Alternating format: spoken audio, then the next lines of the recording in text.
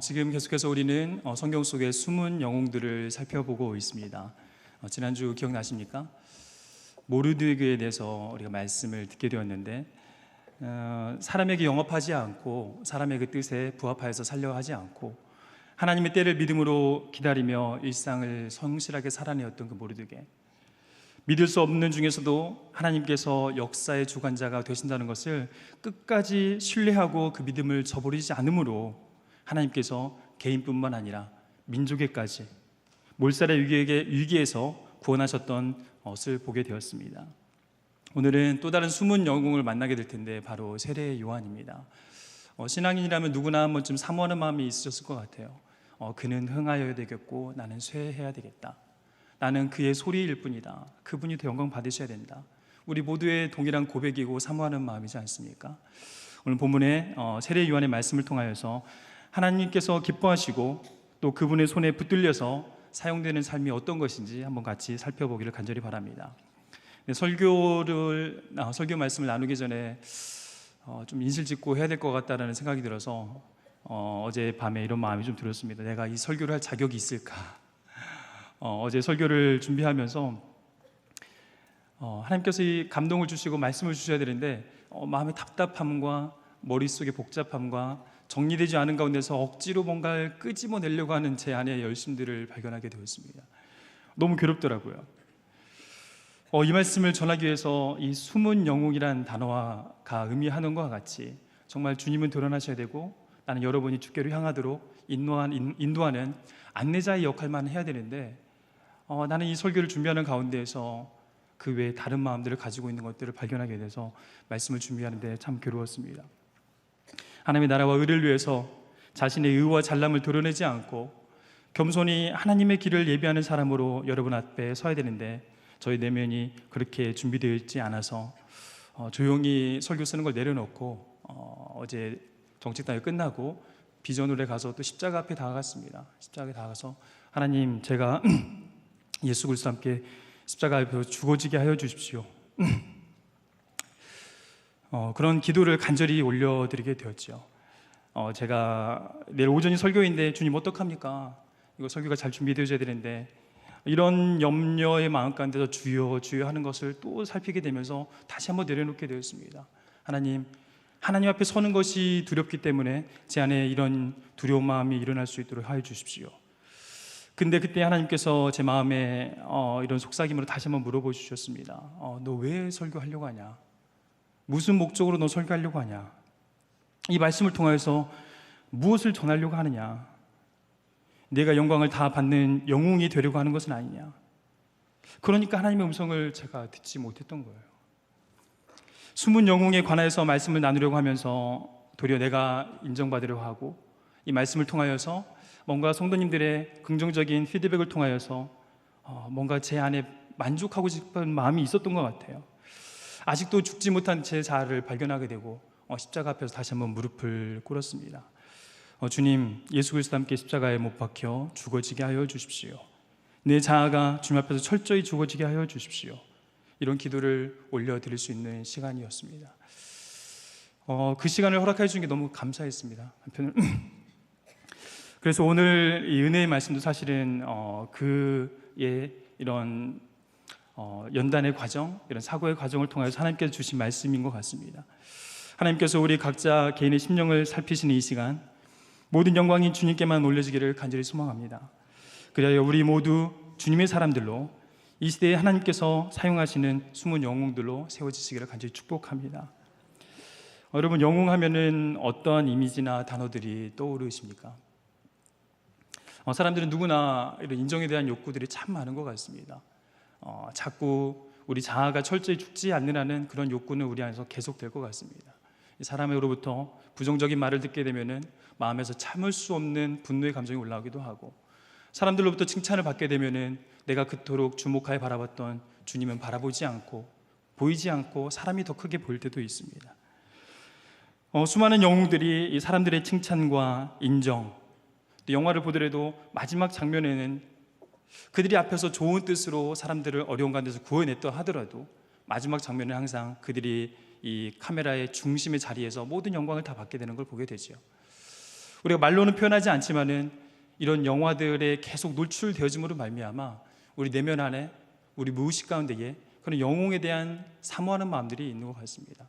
나도 저런 사람이 되고 싶다. 저런 사람이 실제적으로 될 수는 없지만은 저런 존재가 되고 싶다. 사람들의 칭찬과 갈채와 영화 속에 그 가운데 한 번 좀 있었으면 좋겠다. 이런 마음들이 우리 안에 있지는 않은지 한번 좀 살펴보게 됩니다. 우리가 영화를 통해서 많이 보게 되는 영웅에 대한 이미지들을 보게 되면은 우리 잘 알고 있는 것처럼 아이언맨, 맨으로 끝나는 것들이 참 많죠. 아이언맨, 앤트맨, 스파이더맨 이런 것들이 많이 있고, 요즘에는 여성을 모티브로 한 원더우먼도 새롭게 나왔죠. 근데 뭐니 해도 우리 소시적의 영웅의 대표는 슈퍼맨이죠. 슈퍼맨 기억나십니까? 사진을 한번 보시면은 우리의 영웅, 우리의 우상이죠. 남성분들은 한 번쯤 다 해보셨을 것 같아요. 바지를 입고 그 위에다가 속옷을 입는 경험들을 어렸을 때 한 번씩은 해보셨을 것 같아요. 좀 여유가 되는 분들은 빨간색을 굳이 구해서 빨간색을 그 이후에 입어보기도 하셨을 텐데, 저도 아니나 다를까 어렸을 때 책상에서 이렇게 뛰어내리면서 외쳤던 단어들이 기억이 납니다. 난다, 슈퍼맨이다. 근데 그 당시에는 이제 어머니께서 이발을 해주셨는데, 그 이발할 때 씌워줬던 이 포대기 있잖아요. 그거를 이렇게 또 메워주면은 그렇게 간지가 납니다. 그래서 그거를 메고 굳이 한번 날라봤습니다. 근데 아이러니하게도 이런 것이 유전이 되나 봐요. 제 아들이 요즘 그래요. 제 아들이 요즘 집에 이제 교제와 나눔을 위해서 아내와 같이 장 테이블을 하나 놓고 TV도 없고 소파도 없어요. 그 안에서 책도 보고 대화도 나누고 밥도 먹고 다 하려고 긴 테이블이 하나 있는데, 그 테이블이 어느 순간부터 우리 아들이 이제 뛰고 날려는 발판으로 자꾸 전락이 되어 있어서 원래 취지와 같지 않게 되어졌는데, 사실 이 세상의 관점으로 비범한 능력을 보인 사람들이 영웅이라고 한다면은 지금 여러분은 영웅을 보고 계시는 겁니다. 제가 어렸을 때 버스를 들어봤습니다. 무슨 말이신지 궁금하시죠? 제가 어렸을 때에 버스가 제 손 위로 이렇게 올라간 적이 있었습니다. 10톤이나 되는 버스를 제가 한번 들어 올릴 뻔한 적이 있었죠. 그랬다가 이 손목이 아니라 진짜 속된 말로 손모가지 날아가 뻔했어요. 이게 버스가 멈추지 않고 조금씩 정류장에서 가다 보니까 그때 엄청나게 많은 인파가 있었는데 제가 발이 걸려 넘어진 거예요. 넘어져서 딱 손을 바닥에 다행히 폈는데 눈을 떠보니까 이미 지나가고 있더라고요. 그래서 회수권 시대인데, 그때는 회수권이 압력이 얼마나 컸는지 마른 땅처럼 다 갈라졌어요. 새끼손가락은 엄지보다 더 두껍게 실핏줄이 다 터졌었고, 그런데 뼈가 하나도 안 다쳤다는 거 아니에요? 이 정도면 영웅이죠. 이 손이 이렇게 부어가지고 했는데 그렇게 막 아프진 않더라고요. 뼈가 안 다쳐서 그런지. 그래서 아저씨가 그때 2만 원 주시고 약 발라주고 보내주셔서 집에 왔었는데 아버지가 놀라시더라고요. 이런 말도 안 되는 상황을 병원에 당장 가야지 하면서 병원에 갔었는데, 병원에 갔더니 저는 이게 이제 나름 뿌듯했던 거예요. 뼈가 안 다쳤어. 손이 멀쩡해. 그래서 병원에서 나름 사람들이 막 관심을 가져줬었거든요. 며칠 입원을 했는데, 근데 둘째 날에 제 옆병실에 다른 영웅이 나타난 거예요. 6살짜리 아이가 12층에서 뛰어내린 거예요. 이 영상을 하도 많이 봐서 자기가 난다 하면서 뛰었대요. 6살짜리 아이가. 근데 감사하게도 그 전날이 비가 많이 와가지고 아파트 화단이 젖어 있었는데, 또 공교롭게 거기에 나무를 심으려고 이렇게 흙을 모아뒀었대요. 파가지고 옮겨놓은 거예요. 애가 그 위로 떨어졌어요. 근데 머리가 무거우니까 이게 잘못될 수도 있었는데 다리부터 들어간 거예요. 또 그래가지고 척추만 좀 이렇게 어긋났대요. 그 아이 때문에 저는 묻혀버렸어요. 영웅의 반열에 오르나 싶었는데 제 스토리가 그렇게 슬프게 끝나버렸어요. 웃자고 좀 실화의 바탕에서 좀 MSG를 쳐가면서 얘기를 했지만은, 실제 우리 내면을 잘 살펴보면은 사람들이 인정과 칭찬이 없으면은 실제로 영웅적 행위를 하고자 하는 사람이 몇이나 될까? 내 입으로 내 선행을 말하지 않고 다른 사람이 나에게 겸손의 옷까지 입혀주면서 칭찬해 주기를 은근 바라고 있는 우리 모습들이 많이 있지는 않았는지, 다른 관점에서 한번 좀 살펴보면은 탁월한 능력이 있으면은 그럼 모두가 다 영웅이 될 수 있는 것일까요? 위대한 연설가가 있었습니다. 탁월해서 그 사람이 연설을 하고 앞에서 얘기를 하면은 많은 사람들이 환호를 하였고 박수를 쳤습니다. 심지어는 마음도 동하여서 움직였고 심지어는 목숨까지도 바쳤습니다. 대단한 위대한 영웅이죠. 위대한 탁월한 능력을 가진 사람이죠. 근데 그 사람이 누군지 아십니까? 바로 1, 2차 세계대전을 일으킨 히틀러죠. 탁월한 능력이 있지만은 그 능력을 그가 어떻게 사용하냐에 따라 그 결과는 또 천양지차로 달라게 결과가 나오게 되죠. 한 사람을 더 얘기해 볼까요? 하늘의 지혜를 가지고 이 땅의 모든 사람들의 어려움들을 해결해주고 지혜로 옳고 그름을 분별해주고 억울한 사람들의 마음을 해결해줬던 사람이 있습니다. 얼마나 지혜로웠던지 주변에 있는 많은 나라들과도 잘 연합하여서 부국 강성을 이뤄냈고 그 나라 국민들이 참 태평성대를 경험하였습니다. 누군지 아시겠어요? 솔로몬이죠. 솔로몬이, 우리는 사실은 우리가 솔로몬을 더 지켜주려고 애를 많이 써요. 왜냐면 우리 아이들의 우상이기 때문에, 정말 솔로몬처럼 지혜로워라고 우리는 말을 많이 하기 때문에. 그렇지만 실제 이스라엘 사람들은 솔로몬 왕을 가장 싫어합니다. 이스라엘이 망하도록 그 문을 열어버린 왕이기 때문에. 이 수많은 정략 결혼을 통해서 이방에 있는 수많은 우상들을 안으로 들여와서 결국은 이스라엘이 중국에는 망하게 되었다. 그래서 지금도 이스라엘 사람들 물어보면은 솔로몬 왕을 정말 싫어한다고 합니다. 우리는 우리의 목적에서 우리 아이들의 지혜, 이 지혜가 너무 중요하고 지혜가 이 땅에서의 성공을 보장한다고 생각하기 때문에 솔로몬은 우리가 알아서 막 지켜주려고 하죠. 그렇지만 성경에 면면히 살펴보면은 솔로몬의 부정적인 모습들이 참 많이 드러납니다. 마지막으로 한 사람만 더 소개해 볼까요? 탁월한 리더십을 발휘해서 흩어져 있던 사람들을 모아 도시 문명을 시작한 사람입니다. 그 사람 때문에 도시가 형성이 된 거예요. 그래서 문명, 여러 가지 문화들이 이제 시작이 된 거예요. 위대한 사람이죠. 그 사람이 얼마나 능력이 탁월했던지 이 토목과 건축에 탁월하여서 수많은 사람을 규합해가지고 세계적인 건축물을 만듭니다. 그래서 심지어는 여러 가지 위험의 요소, 홍수라든지 여러 가지 위기가 있을 때에 그 건물에 올라가서 사람들이 살 수 있도록 생명을 지켜내는 지혜로운 건축물을 만든 거죠. 어디까지? 그 건물이 하늘에 닿기까지. 누구죠? 창세기 10장, 11장에 나오는 그 바벨탑을 쌓은 주인공 니므롯입니다. 니므롯, 그에 대해서 어떻게 성경을 설명하고 있냐면은 창세기 10장 8절부터 10절까지 보니까 이 사람은 하나님 앞에서 용맹하여서 용감한 사냥꾼이다라고 얘기를 하고 있어요. 근데 하나님 앞에서라는 단어 때문에 우리가 오해하기 쉬운데 이게 좋은 뜻이 아니라 하나님을 대적하여서라는 뜻입니다. 하나님을 대적하여서 하나님 없이도 내 힘으로, 내 능력으로 이 땅에서 자기 주도적 삶을 살아가면서 자기가 중심에 서겠다는 거예요. 그래서 하나님 없이도 살아보고 자기 이름을 내기 위해서 바벨탑을 쌓은 거죠. 하나님께서 과거에 홍수의 심판을 하신 적이 있기 때문에 그것에 대한 막연한 두려움이 사람들에게 있었습니다. 그러면 어떻게 해야 돼요? 하나님의 백성이면은 하나님 앞에서 자기의 행실을 돌아보고 하나님이 무엇을 원하시는지 자기를 돌아보는 게 맞죠. 그런데 그 하나님께서 언제 또 심판하실지 모르니 우리의 힘으로 뭔가 만들어보자 해서 만든 게 바벨탑이죠. 너무나 위대한 영웅이지만은 그 영웅은 하나님께서 이 땅에서 하나님의 나라가 임하는 통로로 사용될 수 있는 영웅들이 되지 못하는 것이죠. 인물들의 결과를 알기에 저런 인물들이 되고 싶지 않다고 알았지 모르겠지만은 하나님께 혼나더라도 저런 힘과 능력을 한 번은 좀 가져보고 싶다라는 막연한 동경이 우리 안에 있을지도 모르겠어요. 하나님께 혼나더라도 한 번은 경험해보고 싶을 정도로 이 동경의 마음은 강력해서 우리가 매일 우리 일상 가운데 우리 내면을 살피지 않으면은 우리의 마음은 어느 순간 그쪽을 향하고 있을지도 모릅니다. 부지불식간에 우리 내면을 그것들이 지배해버릴 수 있다는 것이죠. 사람들의 인정만이, 세상에서의 성공만이, 비범한 능력이 자기 중심성과 만나서 어느 순간에는 하나님을 떠나서 하나님 없이도 어떤 때는 하나님을 내 성공을 위한 보조적 도구로 전락시켜서 우리가 신앙생활을 하는 모습을 자기도 보게 될 때에 놀랄 일들이 있을 수도 있습니다. 그래서 우리는 계속해서 우리 내면과 우리 마음을 살피셔야 됩니다.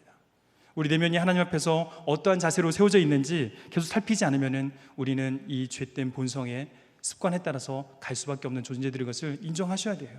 나는 거룩해, 이 정도 교회 다녔으면, 이 정도 봉사했으면 나는 그런 거에 넘어가지 않을까? 이렇게 방심할 수 없어요. 사도 바울도 긴장했는 거예요. 그래서 주님 오시는 그날까지 여러분은 섰다라고 자만하지 마시고 계속해서 우리 내면을 살피심으로 정말 이 시대에 하나님이 찾으시는 숨은 영으로 세워지시기를 간절히 축복합니다. 그래서 우리 세례 요한을 좀 같이 살펴보면 좋겠는데, 세 가지를 좀 한번 같이 살펴보려고 합니다. 첫 번째로 세례 요한이 어떠한 사람으로 세워졌길래 예수님으로부터 인정받는 삶을 살았을까? 첫 번째, 남과 비교하지 않고 내면에 집중하는 사람이었습니다.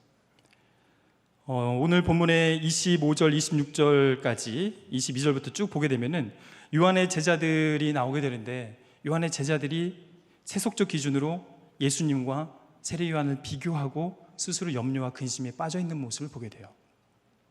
세례 요한의 제자들의 모습에서 그런 모습을 발견할 수 있는데, 25절을 보니까 세례 요한의 제자들이 한 유대인과 변론하고 있는 모습이 나오는데, 이 변론하다는 원어의 단어가 부정적인 의미로 사용되는 경우들이 많았습니다. 왜냐하면 세례 요한이 먼저 세례를 베풀고 있었는데, 거기서 멀지 않은 곳에, 살렘이라는 곳에서 예수님이 또 세례를 베풀고 있는 거예요. 동종 업종의 사람이 같은 곳에, 멀지 않은 곳에 있어요. 근데 이 두 번째 세워진 사람은 세례 요한이 세례를 준 분이에요. 그런데 사람들이 보니까 이쪽이 더 좋은 거예요. 그래서 이쪽으로 다 사람들이 옮겨가고 있는 것이죠. 그래서 한번 22절, 23절부터 한번 읽어보도록 하겠습니다. 22절, 23절 한 목소리 읽겠습니다. 그 후에 예수께서 제자들과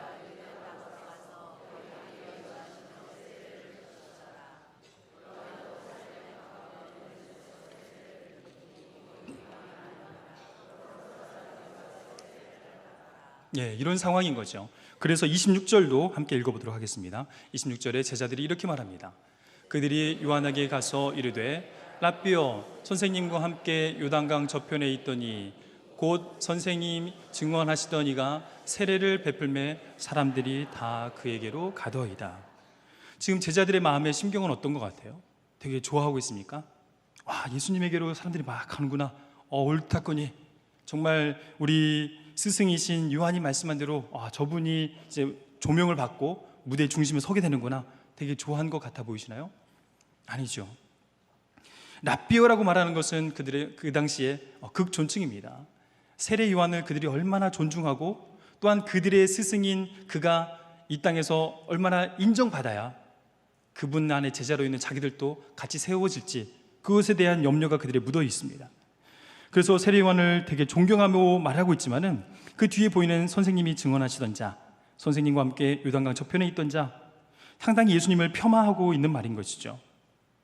사람이 다 그에게로 가더이다. 이것은 그들 안에 있는 시기와 불안, 요한의 영향력이 점점 약화되고 있는 이 현실에 대한 염려로 말미암는 말들입니다. 그런데 세례 요한은 이러한 제자들의 모습과 다르게 현실의 문제, 먹고 사는 문제에 집중하지 않고 있음을 보게 되지요.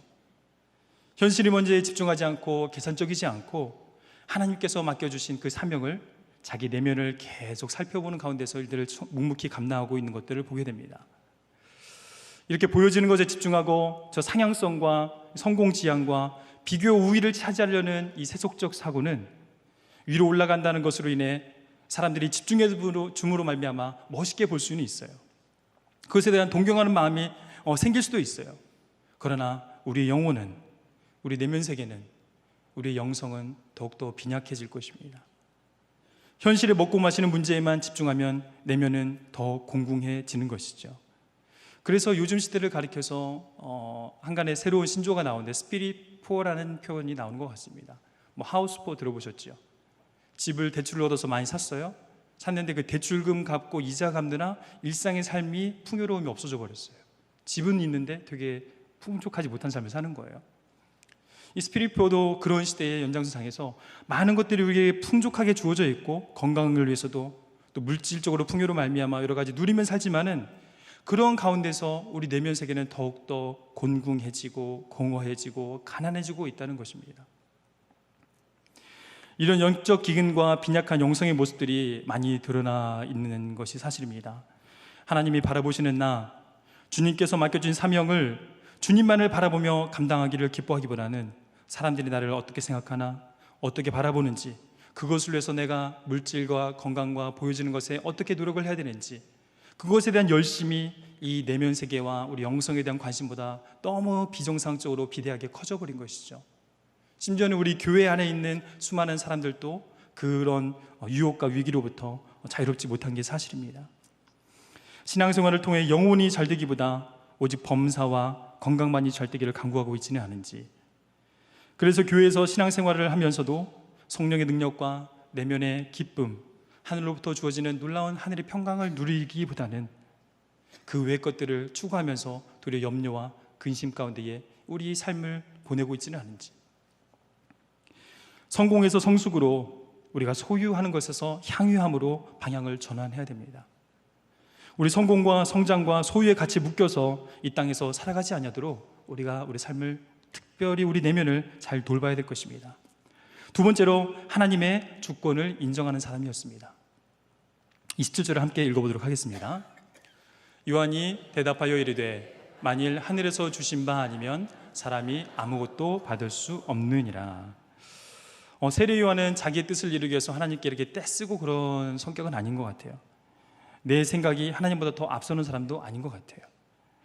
하나님의 하나님 되심과 자기의 피조물됨을, 즉 자기의 정체성을 명확히 하여서 하나님의 그 주권을 인정해드리는 그 앞에 무릎을 꿇는 자였던 것 같아요.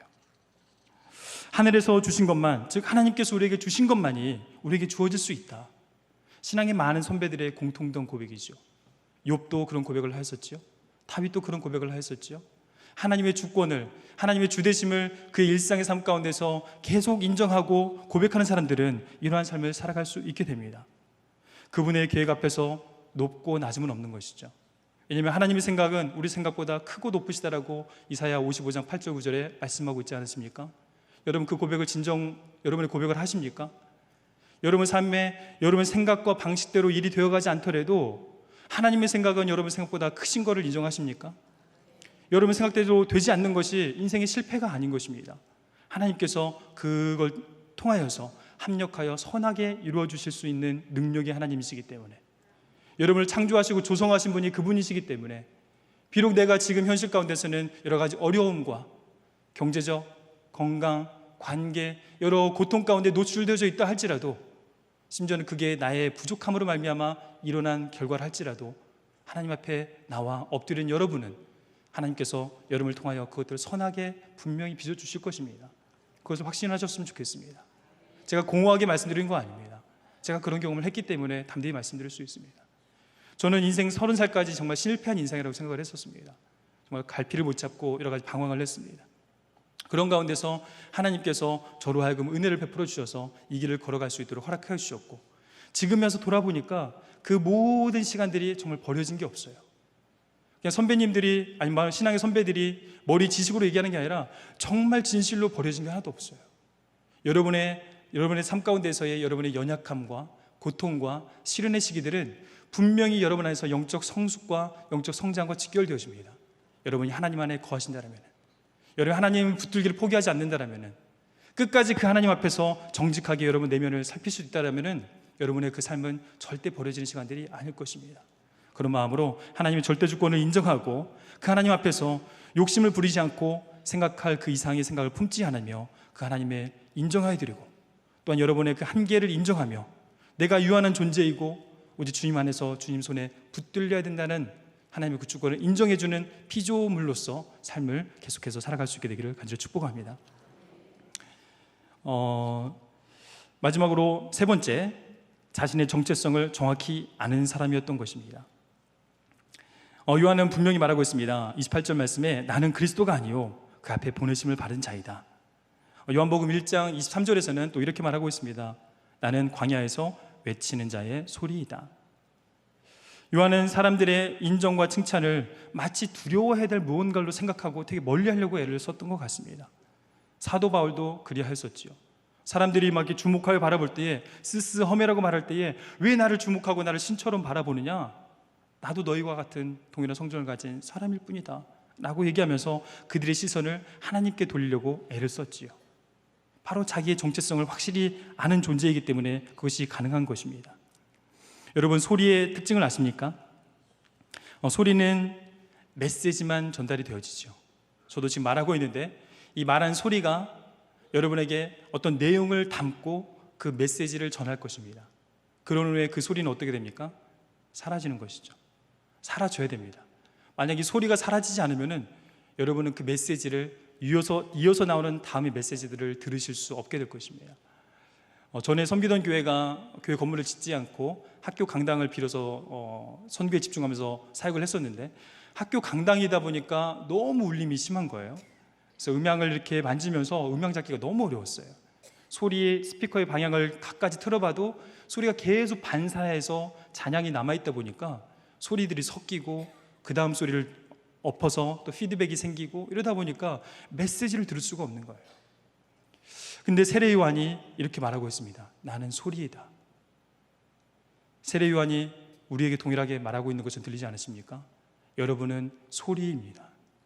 여러분은 하나님께서 여러분에게 주신 갖가지 메시지들을 가지고 우리 주변에 하나님 나라가 임해야 될 곳에, 그곳에 가서 그 메시지를 전하도록 부름받은 자들인 것입니다.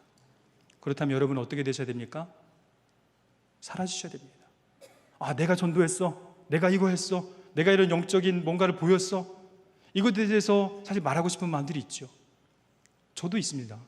저도 목회자다 보니까 목회자가 가장 자랑할 것은 무엇입니까?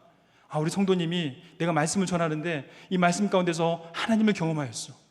내가 기도하는데 우리 성도님이 기도로 말미암아 치유와 회복을 경험하였어. 말하고 싶죠. 솔직히 말을 했습니다. 지난주에 우리 또 대신방을 시작했는데, 대신방을 하는 가운데에 하나님께서 놀라운 은혜를 허락하여 주셔서 우리 성도님과 같이 기도하는 가운데에 특별히 하나님께서 허락해 주신 시간인 것 같아요. 그래서 골방이 어떻게 허락이 됐어요. 카페인데 카페 지하에 공방이 있다는 거예요. 그래서 사장님이 그곳을 열어주셨어요. 그래서 거기에서 같이 그 집사님과 우리 구역장님하고 같이 이제 예배를 드리는데, 그분의 마음 가운데에 아픔과 상처가 되게 컸던 거죠. 자녀를 먼저 보낸 것에 대한, 지켜주지 못했던 것에 대한. 23년이 지났는데도 그 마음이 여전히 치유가 안 되고 불면증과 고통 가운데 편두통으로 되게 괴로워하셨던 거예요. 근데 그 가운데서 말씀을 나누는 가운데 성령님께서 우리 마음을 만져주셔서 우리 안에 눈물과 치유와 통곡이 있었어요. 그러다 보니까 제 마음 가운데에 분명히 하나님께서 행하신 건데 이것을 하나님이 행하셨다고 말하면서도 은근히 내가 했던 것처럼 자랑하고 싶은 마음이 또 들어오는 거예요. 그러면서 제가 두 명한테 얘기했어요. 한 분 우리 목회자분이시고 한 분 우리 성도님 중에 한 분이시고, 물론 이거를 적절히 나눌 필요는 있습니다. 하나님의 영광을 위해서. 그러나 내면을 잘 살피셔야 됩니다. 그런 것을 하나님의 영광이라고 말하면서 은근히 자기를 드러내고 싶은 내 안에 욕망감이 있진 않은지 우리 내면을 간절히 잘 살피셔야 됩니다. 그 세례 요한이 자기는 소리일 뿐이고 또 이 신부를 취해야 되는 것은 신랑이고 나는 옆에서 그 신부와 신랑이 만나도록 연결시켜주는 들러리여야 된다라는 자기의 정체성이 명확했던 것이죠. 간절히 바라옵기는 여러분은 주님께서 이 땅 가운데 소리로 부르신 줄 믿습니다. 간절히 바라옵기는 여러분과 이 세상을 연결할 수 있는, 하나님과 이 세상을 연결해주는 신부의 들러리로서 여러분이 이 땅 가운데 부르심 받은 걸 잊지 않으셨으면 좋겠습니다. 사실 영광 받으셔봤자 여러분이 감당 못해요. 그 영광 받아봤자 순간은 좋지만은 우리 내면은 더 빈공해지고 가난해져요. 나중에 하나님 앞에 섰을 때에 이 기쁨이 없어요. 근데 이 신부, 이 신랑의 들러리는 기쁨이 충만하다고 말하고 있죠. 바로 그 기쁨을 누린 거예요. 내가 영광을 전혀 받지 않았을 때에 정말 이 주인공이신 신부 대신 신랑 대신 우리 예수님과 정말 하나님이 그토록 사랑하고 아끼는 이 세상의 수많은 신부들, 이 둘을 연결시켜 드리는 역할을 통하여서 정말 신랑이 기쁨을 누리고 신랑이 영광을 받고 이 사람과 신랑과 신부의 만남을 통하여서 그 안에 놀라운 회복이 있음을 통하여서 옆에서 바라보는 들러리는 너무 기쁜 거죠. 그 기쁨이 여러분에게 있기를 간절히 축복합니다. 여러분이 드러나지 않으셔도 돼요. 주님이 영광 받으시면 됩니다. 주님이 드러나시면 됩니다. 맞습니까? 아멘이시죠? 그렇다면 우리 삶 가운데에 그런 삶을 지속적으로 살아갈 수 있도록 우리 내면과 생각을 잘 지켜주시길 간절히 축복합니다. 마지막으로 이를 위해서 광야의 영성이 중요합니다. 세례 요한이 이러한 놀라운 포기와 자기 희생과 자기 겸손을 가질 수 있었던 것은 이 광야 가운데서 하나님과 깊이 있는 관계, 이 침묵과 잠잠한 가운데서 말씀하시는 하나님으로 말미암아 자기 내면이 정직하게 다 드러나 보여졌기 때문에 가능한 것들입니다. 정말 우리가 얼마나 허탄하고 불쌍한 존재이고 무의미한 존재인지를 하나님 앞에서 드러나 버리니까 자기가 인정받는 것이 그렇게 소원함이 없어요. 내가 사람들 앞에 인정받는 것이 그렇게 사모함이 생기지 않아요. 내 하나님과 만난 사람들은 그런 것들을 사모하지 않아요. 깊은 광야 가운데서, 사람들이 없는 깊은 골방에서 그분의 말씀과 그분 앞에 나아가 겸손히 드리는 기도 가운데에 우리는 그러한 체험을 할 수 있게 됩니다. 공교롭게도 광야라는 단어, 미드바르라는 단어는 말씀이란 다바르라는 단어와 같은 어원을 가지고 있습니다. 이 광야, 정말 주님만 바라볼 수 있는 그 공간, 그곳에서 말씀하여 주시는 하나님의 음성을 분명히 들으실 수 있게 됩니다. 겸손하게 그 하나님 앞에 나아가 여러분 삶을 내어드리고, 그래서 그 주님과 더불어서 이 땅에서의 숨은 영웅으로 주님 손에 붙들려 사용되는 여러분 되시기를 간절히 축복합니다. 이제 한번 같이 기도하시겠습니다. 살아계셔서 지금도 이 시간 우리와 함께 계시고 이 예배를 홀로 받아주시는 아버지 하나님, 주님을 이 시간 간절히 찾습니다. 주님을 간절히 사모합니다. 주님, 우리 심령 가운데 내주하여 주셔서 오직 주님만이 나의 주, 나의 하나님이 되어 주십시오. 이 땅의 교회들 위해 주님이 중심에 좌정하여 주셔서 하나님의 살아계심을 드러내 주심으로 이 땅의 수많은 교회들이 주님이 나의 주, 나의 하나님이시다는 고백을 회복할 수 있게 인도하여 주십시오.